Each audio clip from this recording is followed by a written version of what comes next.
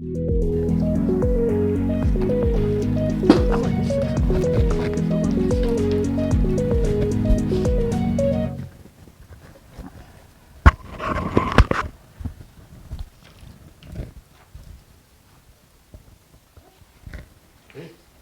The 2021 Provisional Budget public presentation for this evening will be conducted through our CFO, Christina Martini.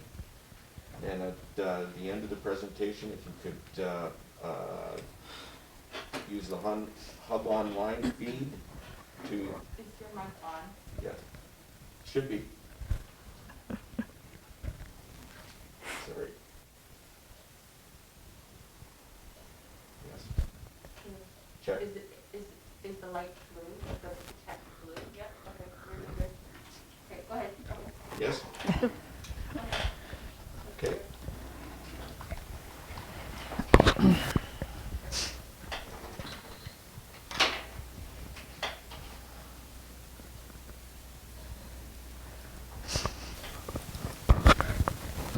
Good to go?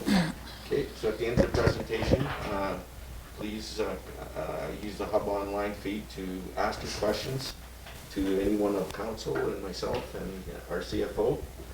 And please keep them to the topic of this evening, which is the public presentation on the 2021 provisional budget. So with that, we'll turn the floor over to Christina, our CFO, and she will conduct the presentation. Thank you very much. I'm going to start talking about our community meeting and the financial position and the budget planning. And I want to speak, I'm going to make a presentation from a past, present, and future perspective. So I'm going to start with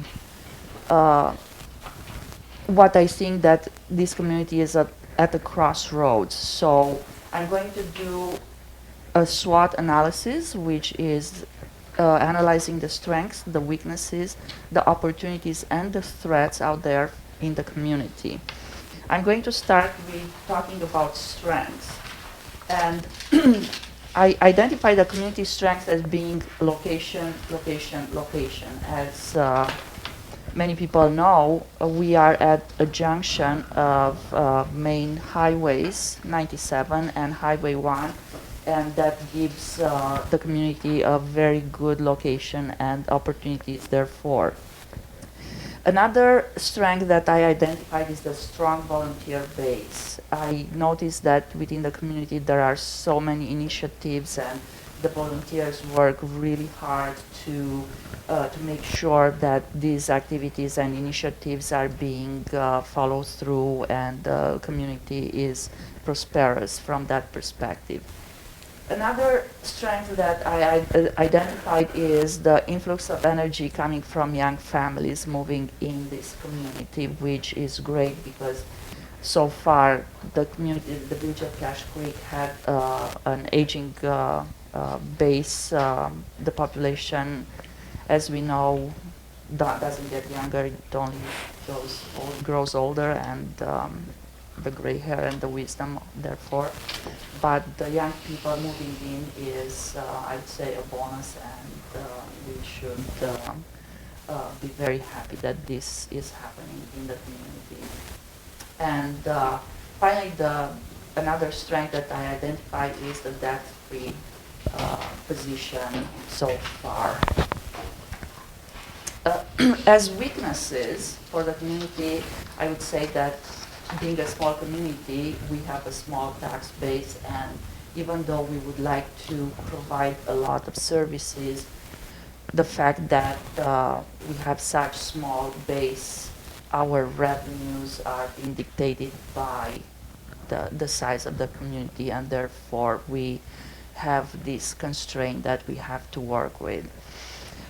Another weakness is the outdated of infrastructure. All of us know that everything, all the buildings are growing older, and just like people, they require more maintenance and more repairs and so on. So we will have to address that weakness and try to fix it so we don't have problems. Uh, One of the major weaknesses that I would say um, happen in the community is the reliance of external sources of revenue. So in the past, the community had revenues coming from the landfill, and having such high reliance on that source of revenue instead of generating internal revenues created a position of weakness when that source ceased to exist. And now we don't have enough revenue to cover the operation and provide the services properly. And finally, another weakness I would say is the lack of business and industrial diversity. And that can be seen that from, let's say, the people within the community, instead of being employed within the community, they look for jobs outside the community in the mine or in the wood mills, wood forestry industry. And when those industries are moving out of the province or they downsize, the people within the community lose their jobs, and therefore we have a problem. We should focus on having more business and industry within the community to allow people to get their jobs here and be self-sufficient. Oh, I think I went backwards. Sorry. Okay. As for opportunities, as I said, being in such great geographical position would allow the community to expand its tax base by allowing more residential development. Of course, when we are talking about young families moving in, they want houses and they want to provide necessities for their children. And therefore, the residential development should be, I would say, a priority for our community. Business opportunity in the downtown core, again, position, location, and having such geographical junction and allowing businesses to move within the community would allow people to have the jobs within the community, which is what we should strive for. And as well, we have an undeveloped industrial zone opportunities, and we should look at developing on that direction. And we all know that the threats are there, and we have natural disasters. Last year we had a very bad flood year that lasted like 3 months, and it's outside our hands. We just have to deal with the disaster when it comes. We can be somewhat proactive like we were this year, but Mother Nature is merciless, so we have to just work, be prepared as much as we can. COVID-19, again, is another threat, and it's not just affecting our village, it affects our country and it affects the entire world, and that in turn may have taught us how to be more prepared and more self-sufficient, and look for alternatives to how we provide services and how we respond to such events. And hopefully we are going to stay safe and be able to manage and get out safe from this crisis, I would say. And talking about COVID-19, I would say, and if people are going to read news and business news, they are going to notice that the economists start talking about inflation, which is a great economic stressor, but COVID-19 really set us on a inflationary path. So we will have to adjust in order to be able to provide the services that we need to provide to the community. Now I'm going to talk about the municipal accounting, and the municipal accounting is mostly based on fund accounting. It's highly regulated, and we have to do it the way as any other municipality does it. And being a fund accounting, we will have to talk about the different funds that we use in reporting our operations. And for that, we have the general operations, the water operations, sewer operations, and reserves. The general fund, within the general fund, we have the administration, the public works, and then we provide the services such as waste collection, the keeping of the streets and the roads properly functional, protected services, the recreation, emergency operations, and transportation, and other. Water fund will deal with the delivery of water, the treatment plant, the treating of the water, the pipes, the pump house, the reservoirs, the wells. Sewer, again, is going to be the collection, the pipes, all that infrastructure, the treatment plant, the lift station, and the disposal of material, organic material. And now we are going to talk about reserves, and those are mostly, they are also known as restricted assets. We have the statutory reserves, which are the perpetual care fund that has to do mostly with the cemetery, which we have to set aside by law. We have restricted reserves like community work fund, the gas tax fund, which we can use only for infrastructure. The transit reserve, of course, is reserved for transit operation, for buying new bus or improving the transit system. Equipment and machinery, we have the water fund that is restricted to acquiring machinery, equipment, or infrastructure for the water system, and the sewer fund for the sewer. And then we have the non-restricted funds, that is the funds set aside by the council by law, and it's the landfill legacy reserve, which right now we are using for operation because we don't generate enough revenues. From a historical perspective, I want to talk, because I already touched the fact that the landfill legacy reserve is being used for operation. I'm going to explain that as any other, like any business, the municipality has the revenue and the expenses, and the difference between revenue and expenses is the deficit or the surplus. If we generate more revenue and spend less, then we are going to have a surplus and we can set aside as reserves.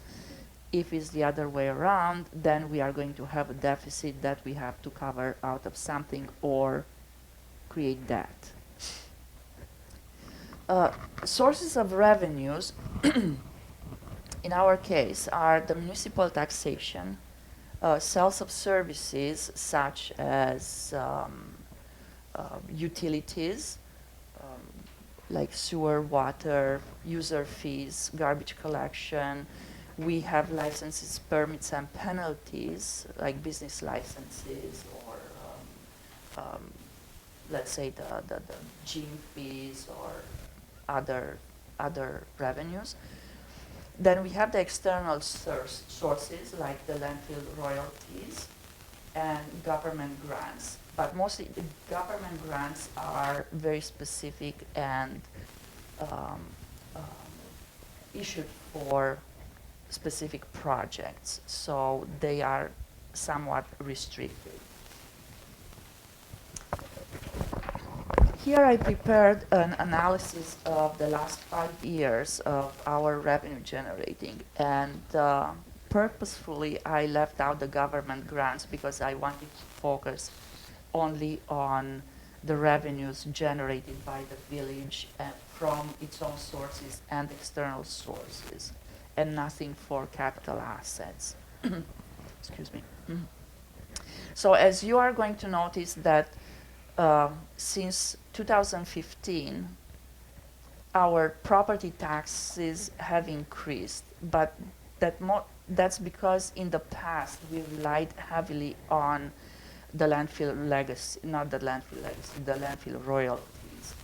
And as you can see, excuse me, as you can see in 2015, we had royalties of $500,000, which in 2020 we only had $70,000.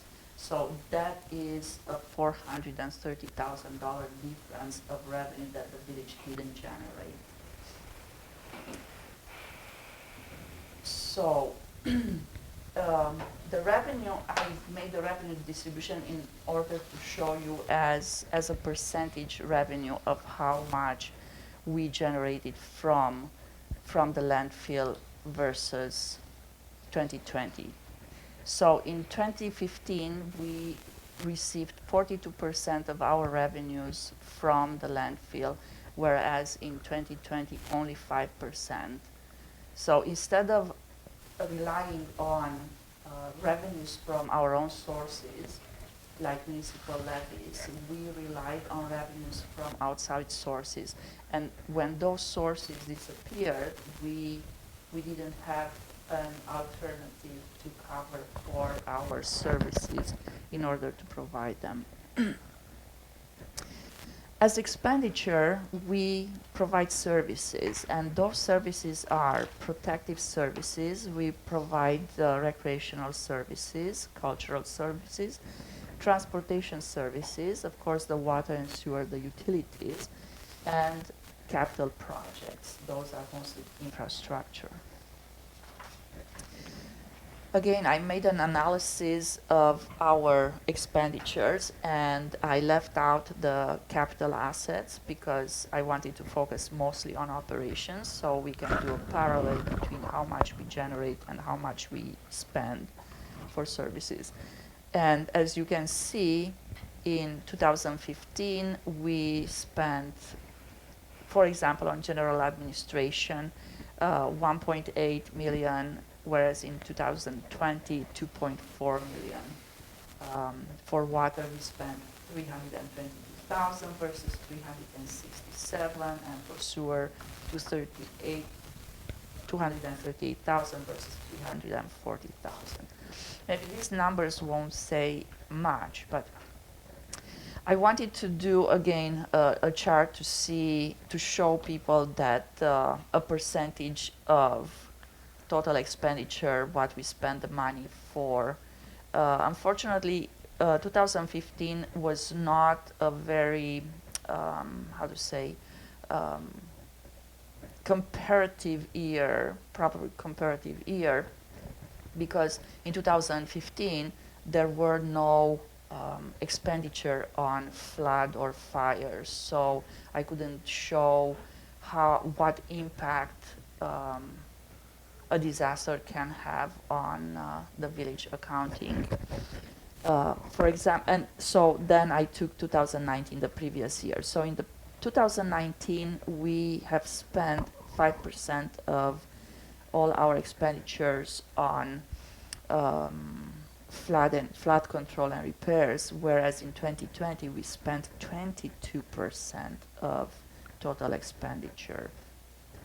Now, I also isolated the recreation because that's a hot topic in our community, and showing that in 2019 we spent about 20% of the total expenditure on recreation and only about 8% in 2020.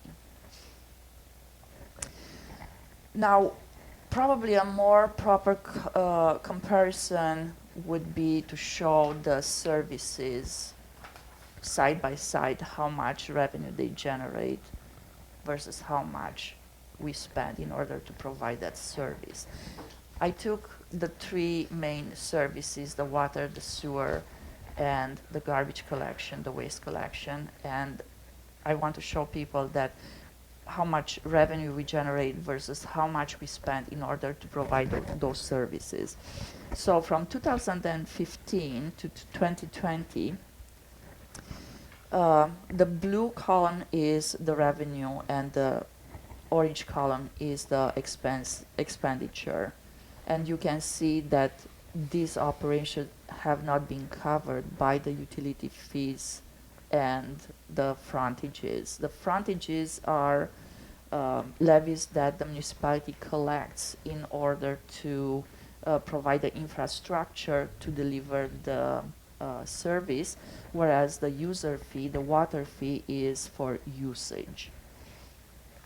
So all these operations for water was covered by the general operations rather than by the user fees or the infrastructure. Same happened with the sewer operations. We spend more on providing the service than we collect from the villagers to provide that service. And similarly, we are going to see that the garbage operation is heavily subsidized by the municipal levies in order to provide that service. Now I'm going to present the 5-year financial plan. Before I start showing numbers and preparing for that, I'm going to raise the issue of constraints because this financial plan was built based on a going concern, which is the principle applied for any entity that wants to be there next year and the year after. So if we want to identify ourselves as a going concern, we have to identify the constraints and to build up that financial plan. I identified the fact that we are going to have major increases from utility prices. I noticed that the utilities went up about 10%, the insurance went up about 27%, the worker compensation 26%. We all noticed that the equipment and supplies went up significantly. The fuel went up 20%. Within the community, the water consumption went up about 15%. We also have environmental uncertainties, floods and wildfires. We don't know when it's going to happen, what is going to happen. We need to be prepared, how much that is going to cost, how much we are going to be able to recover. And of course, the aging infrastructure that requires unexpected repairs because breakage happens and we need to be ready to fix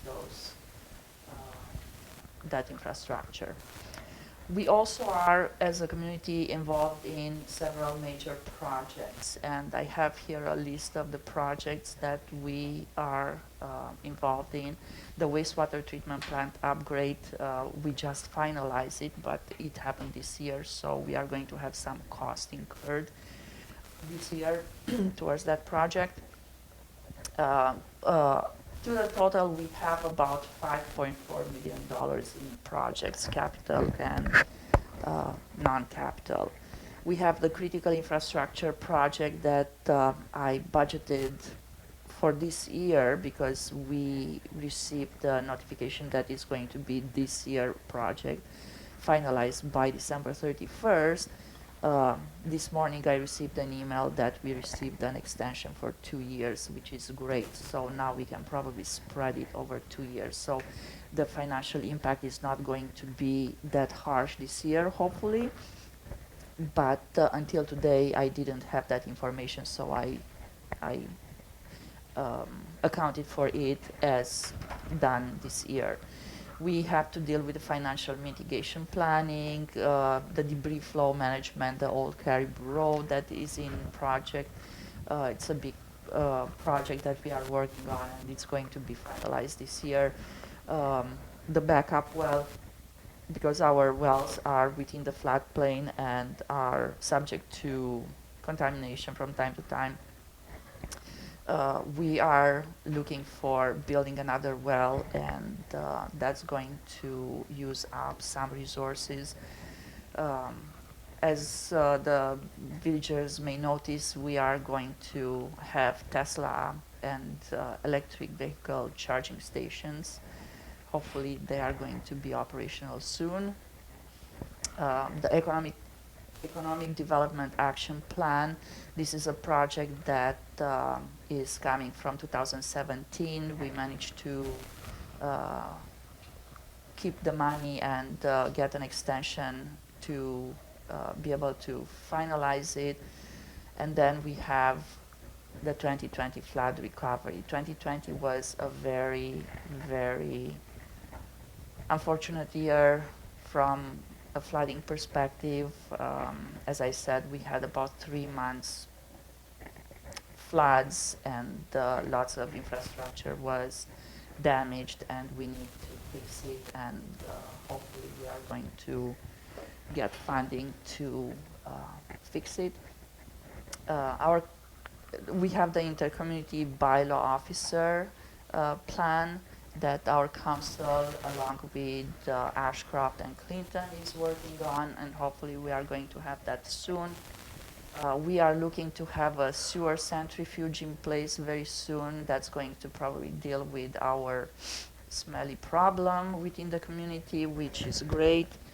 And we are looking for obtaining a natural gas generator for the water treatment plant. As for the 5-year financial plan, I plotted the revenues based on the operations, different rates of increase in order to be as conservative as possible given the inflation that we are heading towards, and also to ensure that we are going to cover the capital projects. And as I said, probably the grants from to cover for the project costs are going to be now spread over several years instead of being received this year, because the project is going to has given actually has received an extension. For the expenditures, I plotted again the capital expenditure. As you can see, right now we have about 5.4 million in capital expenditure for the projects that we are involved in. About 2.43 million is going to be for general municipal. The water is going to take up about 244,000, and the sewer about $256,000. And of course, we have to account for the amortization for the equipment, the machinery, and all the infrastructure that we built, and that's part of the accounting process. We cannot get away from that. That's accounting. Now, let's talk about tax payable. So, taxes payable are based on the tax rate and every $1,000 of the assessed value. The assessed value is being determined by British Columbia Assessment Authority, and I wanted to say that is determined based on the market value. So this year we are going to notice that our assessed value have increased somewhat, and that's going to have a direct impact on the tax levy that people are going to pay. And on Monday, when we are going to have the council meeting, I'm going to present some numbers so people have an idea of how much that change is going to be for them. Property taxes. I wanted to touch this point because many people don't understand that the municipal revenue that the village receives from those property tax notices is only a portion of how much people pay. The property taxes are, or as I should say, the village collects money not just for municipal levy purposes, but also on behalf of other authorities. So you will notice on your tax notices that there are levies for school and policing levies. Those are provincially administered levies. For the TNRD, those are regional administered levies. Hospital is for the health authority. And then we have very small amounts for BCAA, British Columbia Assessment Authority, and for the Municipal Finance Authority. But only a very little portion, about 50% of what people pay stays within the village. And what I did here, I took a 2020 property tax notice of a John Smith person. I have no idea who that is. I cross it out. But I wanted to show people that from the tax notice that you receive, only those highlighted items are actually revenues within the community. The sewer and the water frontage is in order for us to maintain the infrastructure, to deliver the services, and to collect the sewer. And the municipal levies are for the general operations. And I'm going to conclude this presentation, and I'm going to ask for questions if anyone would like to know more about our plans. Okay, we're gonna have a 5-minute recess, is that correct? Thank you, Christina, for that presentation. It's an excellent presentation. Thank you. It makes it at the grassroots for us to understand, for me to understand, not us, but as well as the public. And it's a great presentation, and thank you for that. Thank you. Before we change subject, I would probably want to talk to the council that I think we should have at least quarterly presentations like this. To me, it was a bit too much information right now. It's hard to comprehend when it's too much at once. But I think if I should start talking to people and explain like one item at a time, eventually we are going to have more communication and understanding of what involves in running the municipality. More information is always good. Yeah.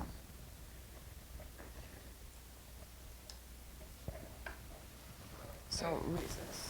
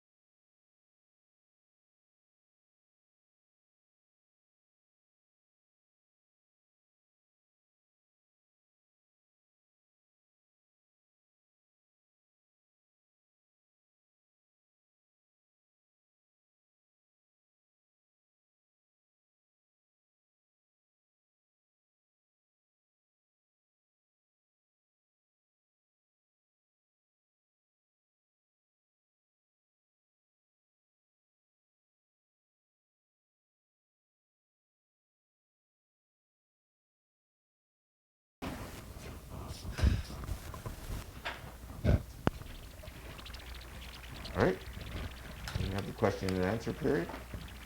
And Jessica, if you could forward any questions you might have. I do. Okay, question 1 is there a plan to open the pool? The council didn't make a decision for that. I'm going to just state my recommendation that I'm going to make towards the council. On Monday, when we are going to have the readings, my recommendation to council is that the pool is not going to be open. Another question, how much is the landfill legacy reserve and how much will remain in the legacy reserve at this time next year? That's a very good question. The landfill legacy reserve is right now at 1.5 million, close to, and we are going to be left at about 1 million. Did council pay for the charging stations? No. Okay. And then I have one more here. Is the transfer of 837,000 from reserve funds for 2021 coming from the landfill legacy fund? Not necessarily. That transfer is from the gas tax fund, from other reserves, and just the operational deficit, which I estimate around $430,000, is going to come from the landfill. That's a key point. Thank you, Christina, that we are going to run a deficit of 430,000 this year. Actually, we ran 430,000 the past Thank you. several years. Thank you. Yeah. And then I just had a question, which Okay. probably other people might ask too, is just, can you give a general breakdown of what is included in the general municipal expenditures? Yeah, it was a slide. There is the protective services, the transit, the recreation, the public works, roads, street lights, the municipal office. Perfect. Oh, another question. Will council continue with transit and bylaw officer? I would assume yes. I don't think the council made a decision, but in the budget I put the numbers as if we would. All I have? Nobody else is typing? Thank you. Thank you, Council. Thank you, Christina. And thank you, Jessica. Yes, thank you to Jessica and the Hub Online Network for making you. this possible for us. You're done. Meeting adjourned.